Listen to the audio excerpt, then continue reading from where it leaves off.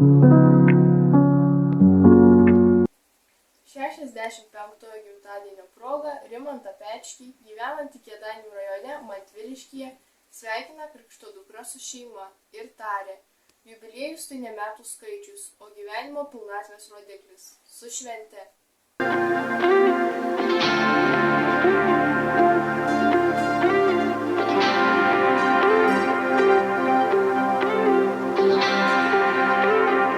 Skubu pasveikinti tave su dar viena šviesia, laiminga diena. Nesakyk, kad ji kaip visos, nes juk taip nėra.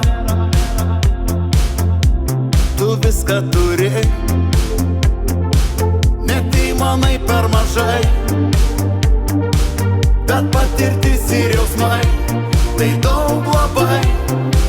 Patikėk ir į laimę žiūrėk, dienų prašau tavęs neskaičiuok, ir kas dar bus nebegalvok. Gyvenk šią dieną ir svajok, lengvai kvėpuok, o kiek gražaus tavęs dar lauks, ir rytas giedras vėl išauš, kai visi aplink pajaus širdį mielo žmogaus. Į viską žvelgi lengvai, net įmanai, kad per rūką nematai. Užsimerk, girdi kaip širdis kalba atvirai, ir džiaukis diena, į kiekvienam kitokia, prasminga ar paprasta, į tau viena. Patikėk ir į priekį žiūrėk, dienų prašau tavęs neskaičiuok, ir kas dar bus nebegalvok.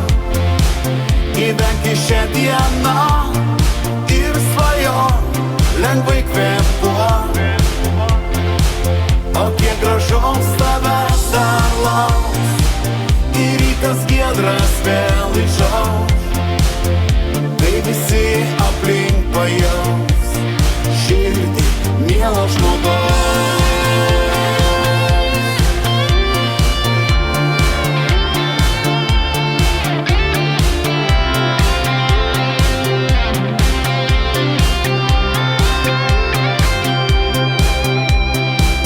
Dienų prašau tavęs neskaičiuok, ir kas dar bus nebegalvok.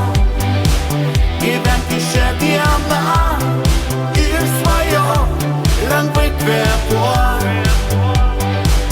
o kiek gražaus tavęs dar lauks, ir rytas giedras vėl išauš, kai visi aplink pajaus širdį mielo žmogaus.